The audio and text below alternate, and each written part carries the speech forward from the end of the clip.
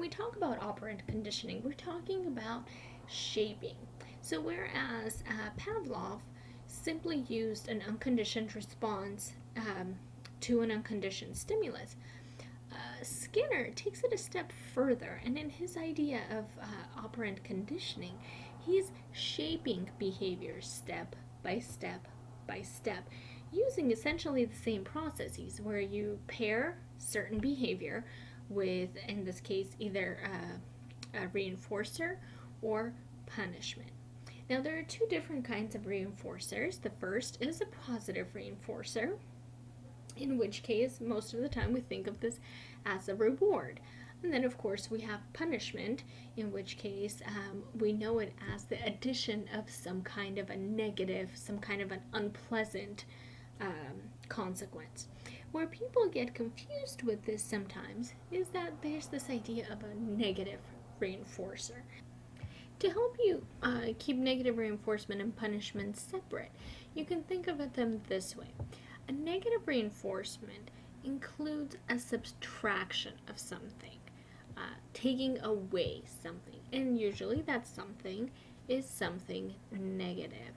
So, if you are going to the beach, you put on sunscreen because you know that doing so will prevent you from getting a sunburn. And the sunburn is the negative consequence you're trying to avoid, the negative consequence that's being subtracted from that formula. Punishment, on the other hand, is an addition of something negative. So, if you don't put on sunscreen and you do get a sunburn, you can think of that as punishment. So those are the three different steps, three different consequences that are involved in operant conditioning. And this is used both with animals and with humans. Now, there are quite a few videos, if you were just to look up Skinner and Behaviorism on YouTube, that will show you some of the work that he's done with animals.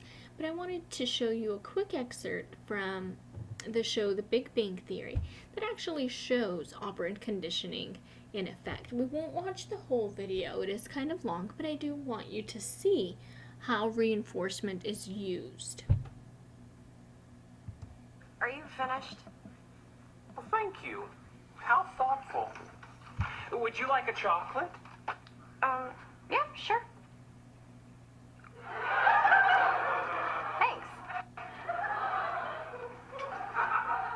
What was that? You said be nice to Penny. I believe offering chocolate to someone falls within the definition of nice. It does, but in my experience, you don't. There are more things in heaven and earth, Horatio, than are dreamt of in your philosophy. Now that's you, obnoxious and insufferable. Oh, sorry, Sheldon. I almost sat in your spot. Did you? I didn't notice. Have a chocolate. Thank you.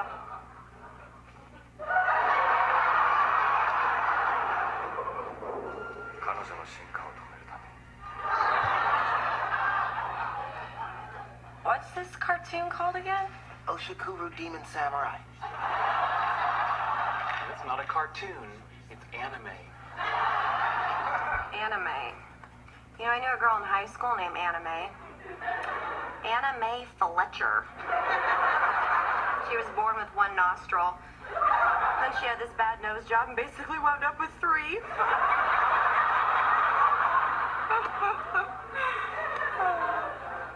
You're here a lot now. Oh, am I talking too much? I'm sorry. Zip. Thank you. Chocolate? Yes, please.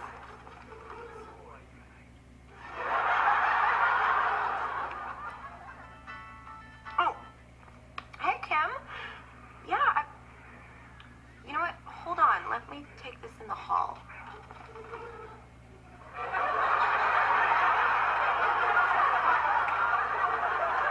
You'll never guess who they got to replace Woodward. Okay. I know what you're doing. Really? Yes. You're using chocolates as positive reinforcement for what you consider correct behavior. Very good. Chocolate? So the video goes on and they have a conversation about positive reinforcement and how that's changing Penny's behavior. But what I wanted you to see there is that each time Penny did something that Sheldon considered good or that he wanted to see more of, he gave her a chocolate because she likes chocolate. It was like a reward for her, and that became the positive reinforcer, which made her behavior more likely.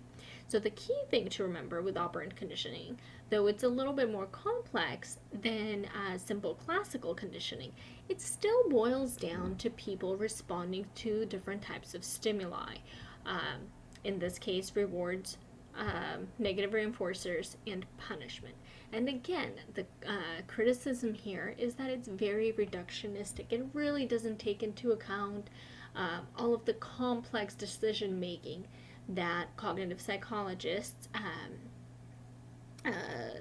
suggest take place in our mind. And since then, there have been many experiments done, many studies conducted that show that indeed there is a very, very complex decision-making process that happens, even if you're looking at it from a perspective of operant conditioning.